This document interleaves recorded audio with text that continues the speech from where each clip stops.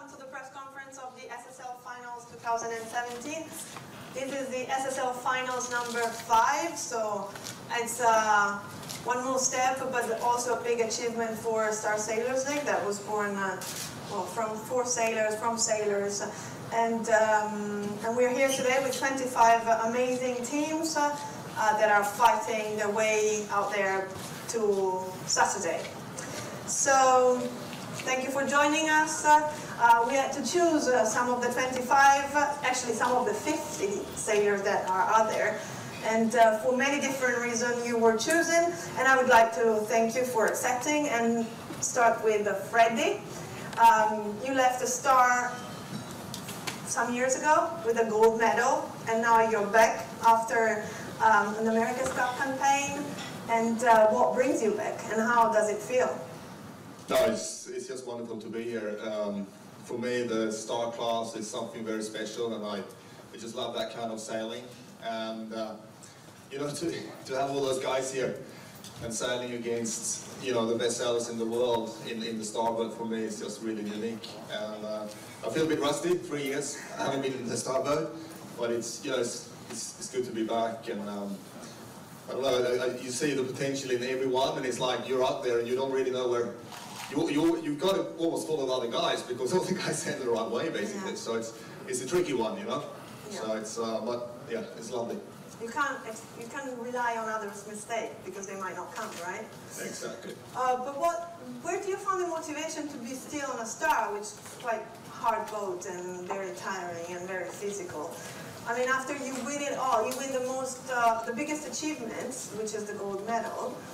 Where do you find the motivation to be back? I think I find the motivation actually in my youngest son, Victor.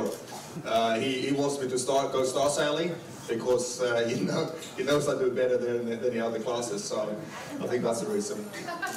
So you actually go with him? Yeah, of course. And yeah. So it's a big, for me, the big motivation actually is sail to keep in touch with the Star Saints through my family and also the family in the Star class, because I missed my buddies over the last 5 years. So it's just awesome to be here. Do you skipper a crew with him? I'm skippering. So thank you, Freddie. If you give me the mic, then I'll go. Oh, actually, the other side of the table we have a mic. So Craig, it's the second time you're here with us. Does it work? Testing, yeah. Yes, testing. So last year you were here with a VIP. He was a laser sailor, well, a great laser sailor. He just was coming from Rio with a medal on his neck. And this year you're back here with an old mate. You won, well, you tried an Olympic campaign with him, won a few things, and how does it feel? How is it going? Was it better with the VIP? You like it better? No, it was a lot better. Oh, you can Sam, speak actually. freely. I think he's de-rigging the boat, but look at the results. I mean, Hamish and I have done a lot of yachting together, like most crews here, so the opportunity to get back together after 6 years, it doesn't feel like yesterday, however. It does feel like more than 6 years ago that we were together, but yeah, it's tough sailing out there, and it's just nice to keep, as a crew, to look around. And I'm not sure about the free pumping or rocking rule though. I'm way off the pace for that, but I'm definitely enjoying it. Nice. So, what would you say, having tried both? So, having tried being the crew of a VIP, of a laser sailor, and now being back with a professional, somebody that has sailed the Star for a long time. Yeah, I guess when you're sailing with the VIP, as a crew, pro crew, you're doing everything and thinking about everything. So maybe I'm overthinking, not thinking enough now, because I'm leaving it up to Hamish, but I think the laser sailors here, or fin sailors, or any sailor, can adapt really, really quickly, and it's impressive how the high level that they are at. And I think we should recognise that as Star sailors or ex-Star sailors, that the youth or the young sailors, Olympic sailors, are very, very high quality today.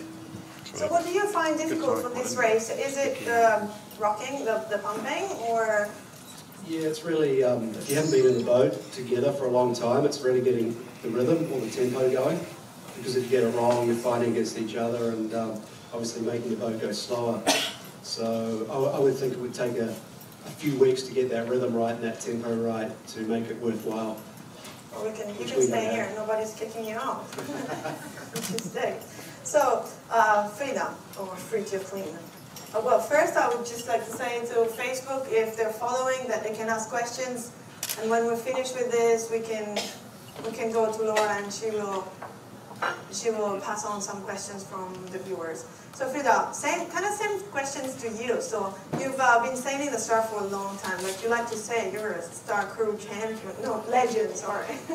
The best Star Crew in the world, right? I said this myself? Yeah, I think I heard that. Every day. Never heard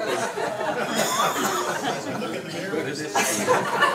I mean, someone has to say it, right? Yeah. So, as the best Star Crew in the world, how do you find out there? First of all, so far I don't have the #1 on my back, so I'm still trying to reach this. So still just a second. It's nice to joke with you. But so, you're coming from, always racing with Robert, who's not here this time, but so it's been like a long-term sailing relationship. And now you're with a newbie in the class. So Paul is not a non-expert sailor. I mean, he's a world champion in laser, an Olympic champion in laser. Now he's coming from a double win in the Moth World. So he's certainly a good sailor. But how does it feel for a crew to have, a non-expert star helmsman? I mean, obviously, I think Paul proved that he is one of the most talented and best sailors in the world, and of course it's a big privilege for me to sail and race with him. And on the other hand, you see of course small mistakes, especially on light wind days at the start, where just the experience is missing, and in those situations you sometimes wish you would be back with your old helm, but then in other moments when the glory comes out and shining, you know that you have one of the best helmsmen in the world on the helm. Like I said today to him, I think it was on the first upwind, Paul, you're so great, you're so great. 5 minutes later I regret what I said. That's how it is. So you're sitting in the hot chair right now. It's still 1 day to go, but you are on the 10th position. So you could be in, you could be out. How does it feel? Yeah, I mean, last time I came here, I think it was even worse. So I'm very privileged to be in 10th, and I trust on Paul. I mean, he made bigger goals in his life, or achieved bigger goals. So I think that he is very capable of having pressure. So I'm very sure that we're gonna kick a lot of tomorrow. Yes, and I'm sure you're expecting, wishing for some strong wind. No, I think no. I mean, we get. I mean, whatever comes, we take it. But I mean, I think yesterday we proved we had the best comebacks of all. I mean, I think most of the times we rounded around 20, 25th, and I think then I know that we always finish top 10 except of once. So. I mean, whatever comes, I think Paul is capable of doing it, and I try to help him as much as possible. I'm sure you can. Thank you for that. And from one German to another, first of all, Philipp Buhl is a laser sailor. He was ranked #1 in September in a very competitive class. You all know better than me how competitive is the laser class. And congratulations for doing so well here. Did you expect that it would be so easy for you? No, definitely not. I mean, it is not easy. I just have a good crew and a good boat, and I have to say that Marcus is making everything he can that I can focus on the main things. Today, for example, it was looking in the jib and trying to feel the boat. Of course, we had some very good start, which surprised me a little bit that it's going that well, but that can change from one day to the other. Studying the laser, that's what I'm doing year and year. So it's going pretty well. I thought if we are good, we make the top 10, that is still the goal, and right now I'm for sure pretty happy. Yes. And what were your expectations when before coming here about these Star Sailors League? I'm sure you heard about it. Yeah, for sure. I mean, I've raced a few guys here, Paul Goodison, Robert Scheid in the later times, or in their later times. Actually, I planned a trip to Australia to prepare for the next laser regatta, which is in Miami, beginning of January. But then Johannes Polger, the helmsman of Marcus Coy, called me on the phone and said he cannot make it. And then I said, okay, this is a big honor to sail against all these legends. I probably can never race against if I don't do this event. So I cancelled my Australia plan and came here, and so far no regrets. Yes, and yesterday in the press release after racing, you told James that, well, you won a race yesterday, and that's super, congratulations. And you said you were amazed that you were actually ahead of one of your heroes, that is Robert Scheid. So how does it feel to be on the same line with Robert? I mean, I know it from the laser, and whenever I was in front of him in the laser, I was pretty happy. But it's not only Robert that I beat yesterday in that race, which was obviously very special. But then there are other legends, as I said, that I usually can never race in my life, and it's, well, let's say, the chance to race against these guys here is something that fewer people have than racing in Olympic Games, and this is a big honor, I think. Yes. So, Robert, how is this well, young laser sailor doing for you here? Are you surprised? No, I think we're all impressed, but it's something that, of course, can happen coming from a laser class, which is a very strong class. It's very fierce competition. The starts are very hard, and if you bring that kind of knowledge into the Star and you have a good crew, a good boat, you can do well. And I think also going to the first regatta, you don't think too much about the tuning, so that also helps, because usually your first regatta is your best one, you know. Then you start to think about other things and how to make the boat go faster, and then usually you get worse. So I think that story happened to me as well. So it's his first regatta, he's just going for it, sailing like a laser, and it's working. And many other guys that came here also worked that kind of style, and it worked. So good for him. It's an honor to have him here, and I wish him the best. And welcome, Lars. Thank you for joining. There was well, the interview got in the way, so thank you for doing both. Thank you. And Robert, I mean, have you thought that you could find both Guduzon, Bull, racing again, so again on the same start line with these guys? Have you thought about that? That it could be possible, and how does it feel? Well, in the laser I went to manager races, also Bruni here. I raced with him in 96 games, so many guys again. So, and then Paul, and then finally my last games was Philip. And last year here we had Tom Burton, also the Olympic champion, Sam Meach, and they're incredible sailors. So. Well, I think well, the laser and the fin is a very good, are very good boats, and it doesn't take much to do well in other classes once you do well in those ones. Yeah, it's good school. Yeah, and so well, it's Paul's turn then. We're talking about laser. You were an Olympic champion, but then you moved well to bigger boats, but also to flying boats. So. Twice in a row, sorry, world's most champion, and now back on the snowboards, sorry. And how does it feel? Oh, it's very different. I think I really enjoy going fast and being up on the foils and hammering around. It's great fun and very exhilarating, but I think stepping back into the slower boats is also very exciting.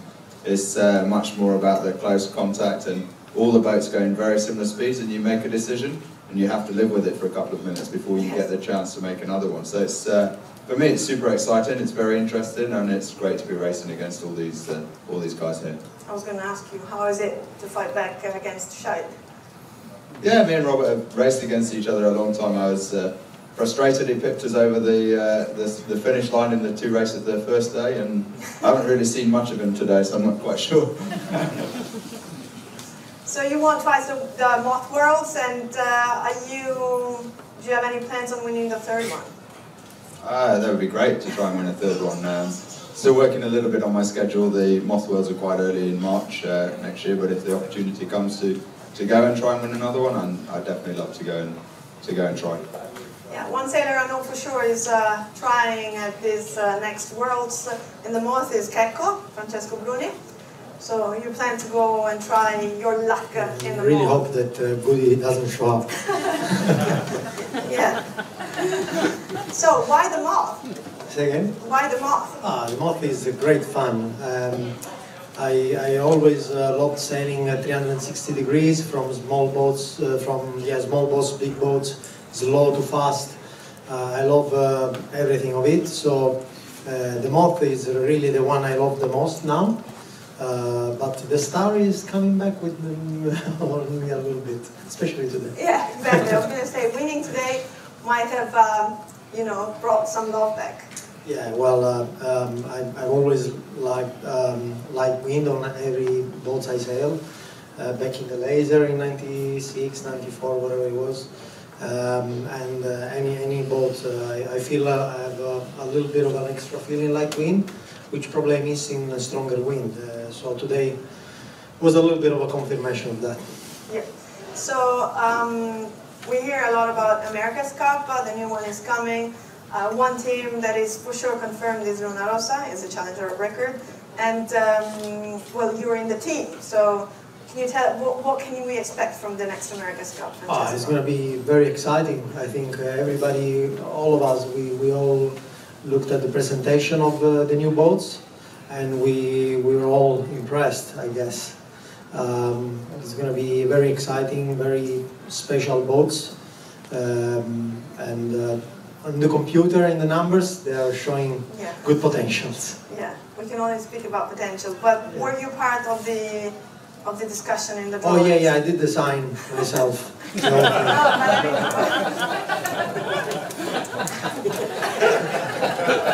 Let's leave it like that. So you're looking forward to try the boat? Yes.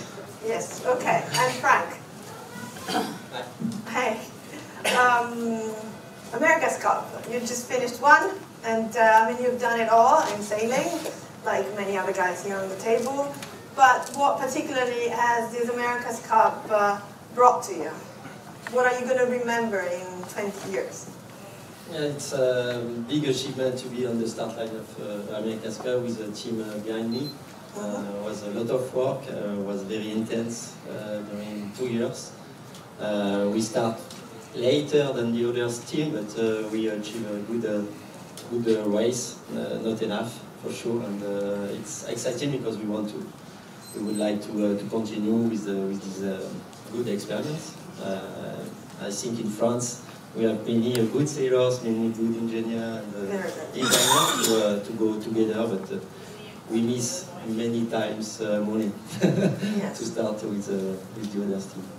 Yes, and how does it feel to go from 30 knots upwind to... A lot of wind in the face. Yeah, maybe too much. Is it better going slow like this? Yeah, it's not the same sport actually. Okay. You don't think in the same intensity, and it's not the same tactic.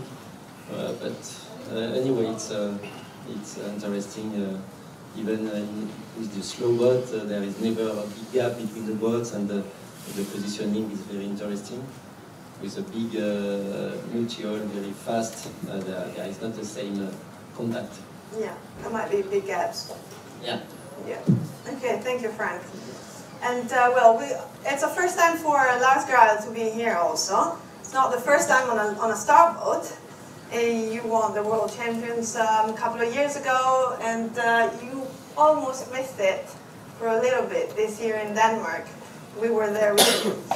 But, so it's the first time here, and what do you think of this event? I think it's a great event, of course. SSL has proved that, bringing not only the top star class sailors, but inviting people who are champions in many other classes. So it's a very important competition to promote the yachting sport, and the star class, proving to be the highest level competition with Q-boats. So it's my first time sailing the SSL finals. It's a different format of competition. So we have short races, short courses, and of course when it's rock and roll on downwind, free pumping and rocking is quite difficult for me because I cannot stand in the cockpit like the others, so I have a small disadvantage. But I've been enjoying. Fun. Yes, I Very tough races. didn't mention that you are president of the ISKIRA, the star class, international star class. For the next 24 days, yes. Yes, 24 more days.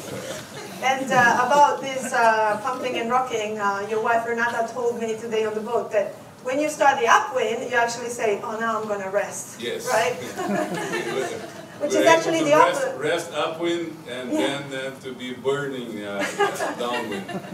And normally it's the quite opposite. an experience, yeah. Yes, yes. But I think we need to find a balance for that, because sometimes when it's light and we are pumping and rocking, it's kind of artificial sailing. But anyhow, SSL is here to challenge, to change our mind about the yachting sport, showing the future. So it's very important to have the opinion of everyone else who's sailing here every year, giving their feedback and to try to improve more and more. Thank you, Lars. Thank you very much. And Loic Perron. Si. Thank you for being here. Thank you for having accepted this challenge, that it's first of all against yourself rather than the 24 teams, because like you told me, you've never sailed a star in your life, right? No, but I'm not even one. No. Yeah, well, Frank, It was yes. the same case, and he's the one. Yes. But no, my grandmother did, in fact. Yes. In 1947, I have the picture. I know, we have proof. But she doesn't transmit the skills. It seems obvious.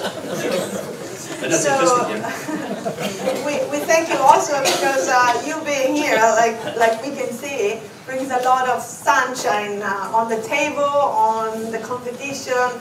You're just shining, and your lights reflects on the team, and they cannot but learn from you because, well, you've done it all. Yeah, you sure?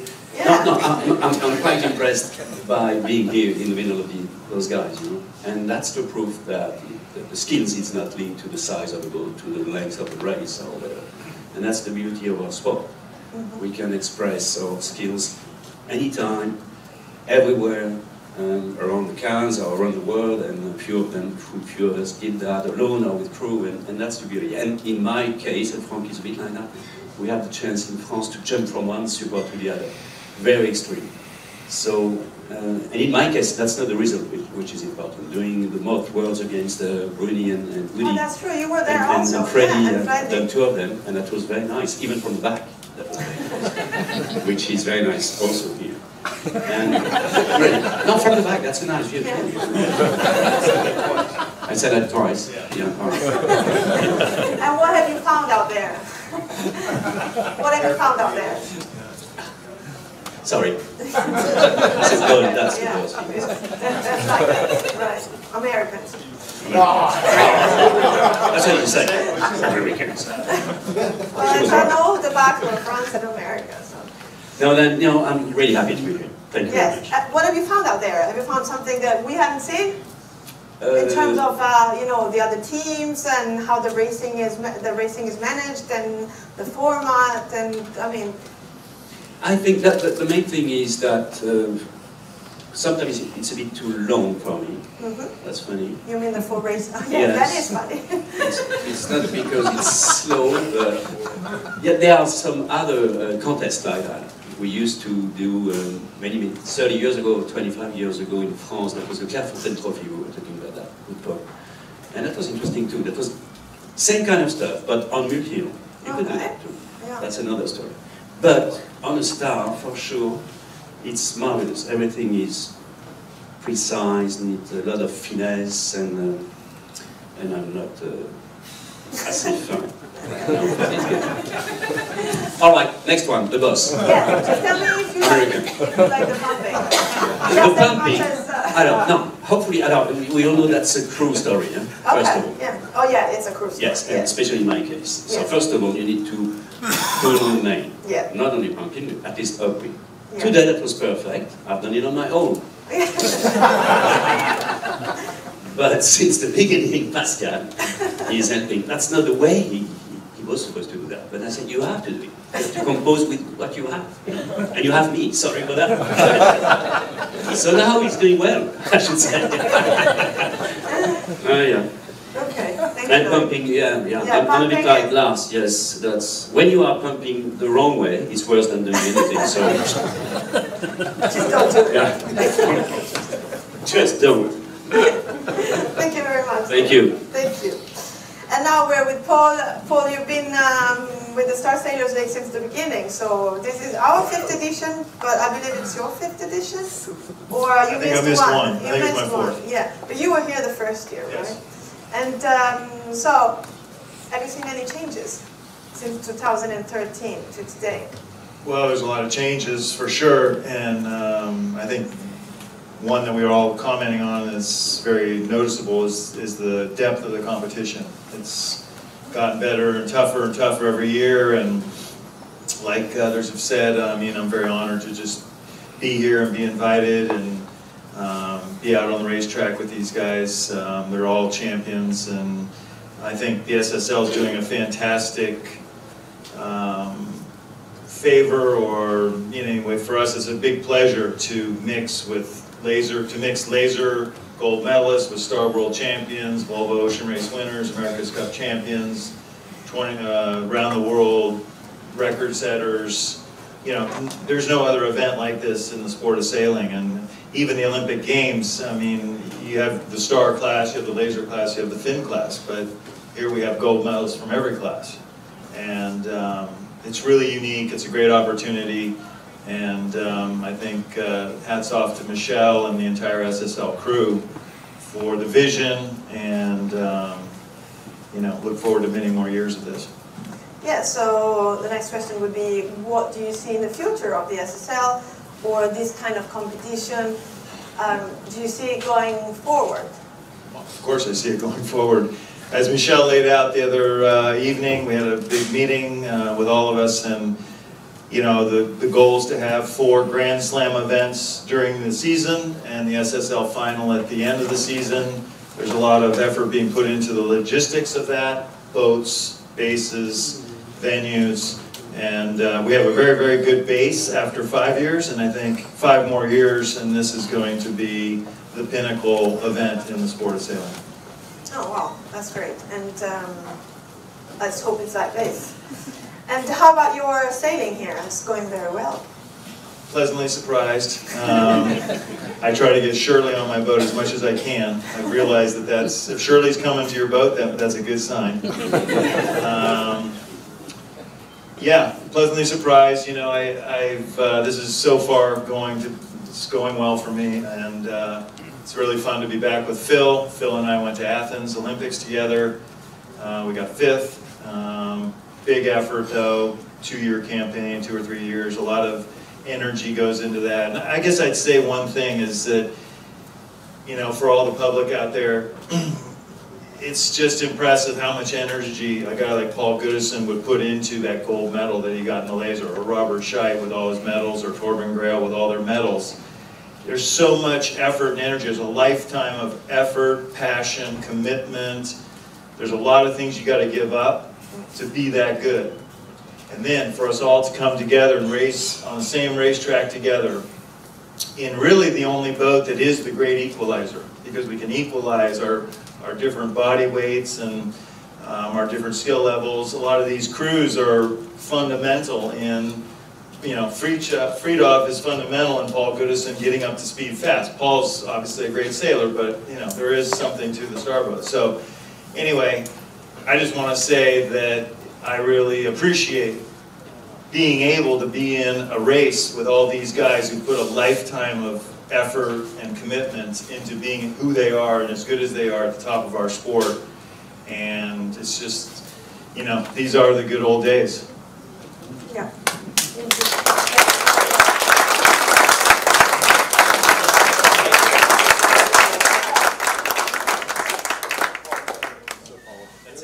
Yeah, that's it. Yeah, we can stop it here. You just said it. Yeah. Thank you, Paul, for this. Best conclusion. But I would like to ask people here if you want to make a question to this fantastic table here. Augie has a question. He wants to race with you. No, I wouldn't be so honored.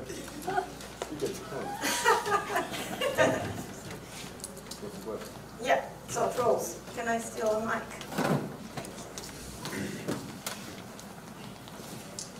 Yeah, I can see there's a lot of 360s out there. Is the jury too tough to you, or are you some aggressive guys sometimes? Yeah. Kamas, can you ask? Can you reply?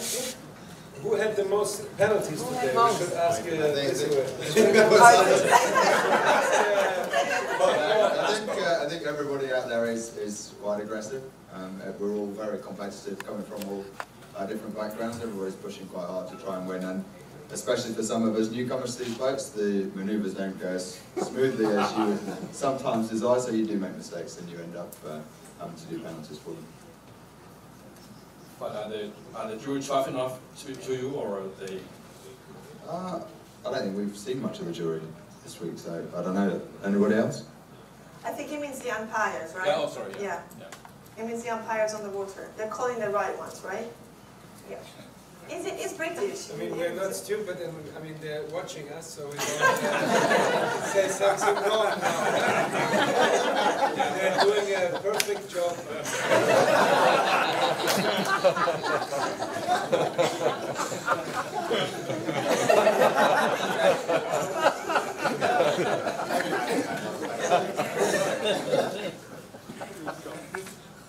Tati Bacardi from Germany. With the America's Cup, we see lots of trends going back to monohull. So do you see that benefiting the starboard class? Plus TB 52 plus. Well, but will the starboard benefit from America's Cup going back to monohull?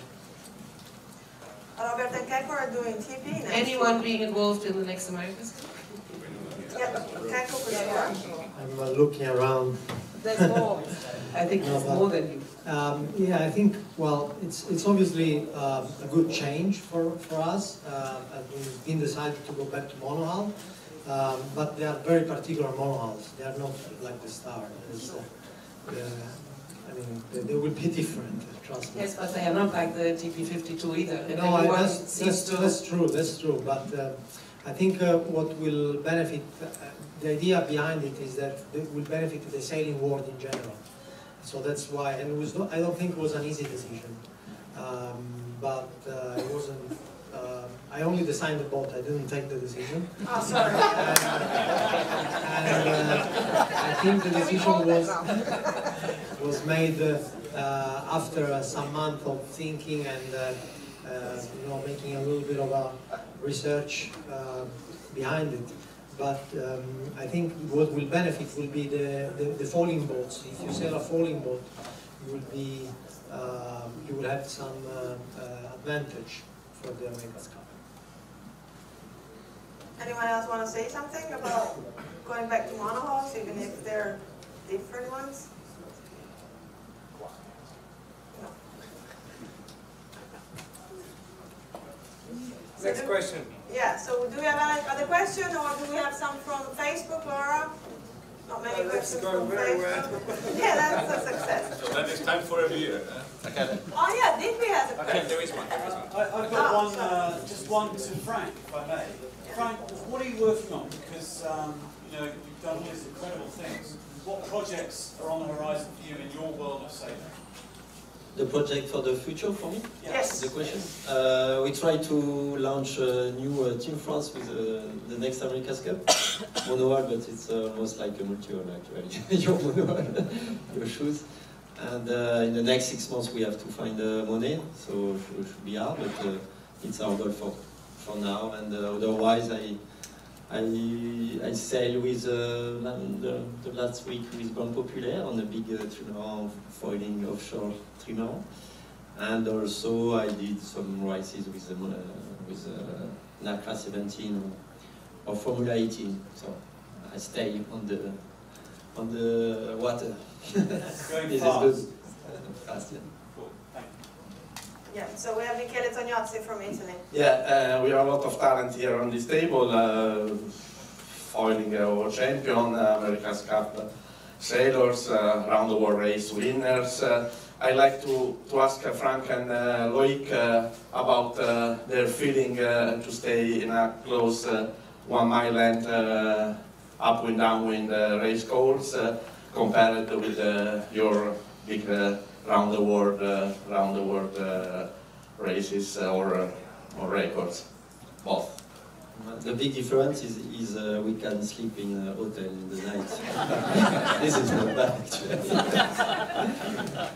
Otherwise, you have to be more concentrated in this race because it's very short and all the details are very important in the long race. You do a lot of mistakes, nobody knows. But actually, the Volvo Astra race now it's a very tight race also, and it's like this intensity, but in 3 weeks. So it's a very nice race, the Volvo Astra race for me. And the record is different because the record you are against the watch and the time. You are not against another boat with the same condition, etc. So it's different. I don't like much the record for me. I prefer the race against many boats like today for sure, and it's more intense and exciting. Like more or less the same. I don't know the record either because they are linked to the weather. Doesn't mean you don't need to be good, but you need a bit of luck. And then, maybe the main difference we can explain both together because there is another one which is multi-hull alone, offshore. Anything else is manageable. The multi-hull alone offshore is something we've done quite a lot, and I've got a lot of white hairs because of that, and because in 10 seconds you can capsize. So that's something which is absolutely different and quite hard to describe. So yes, you can do mistakes, but one mistake sometimes, and you're upside down. And so that means you need to learn how to sleep, how to film the boat, even you are sleeping. And you still, and the funny thing, if I have time to explain what's the problem, when you're alone on a multi-hull like that, and when you want to have a little rest, so you're under the self-steering system, just on the edge, on the big trimaran, whatever, 60 feet usually, the Orma. And then, first of all, to not capsize immediately, you need to ease a bit, main or whatever. But then you start, and you want to sleep. The main problem is not to sleep, it's to fall in sleep. Sleeping, everybody knows. Fall in sleep as quick as possible is the main thing. And then, when you want to sleep or fall in sleep in a very aggressive area at night, at 30 knots, something like that, or even less, and you know that 10 seconds later you can capsize, that's not easy for you sleep. When I mean, something. And then, the other problem too, which is fighting against the falling sleep session, is that you feel guilty because you are slower, because you've eased. Guilty to not be at the helm, but yes, but you need to rest, otherwise you're going to be too tired, and then the mistake will arise. So that's that's another one, where different worlds in sailing, and that's one which is very, very particular, a bit too much French, I should say, because we've done that since many, many years, but everybody's welcome to try. I'm sure there's not a line for that, not a long line. So I think if you don't have any more questions, so we can let this guy go. Merci Raquel. Merci à vous.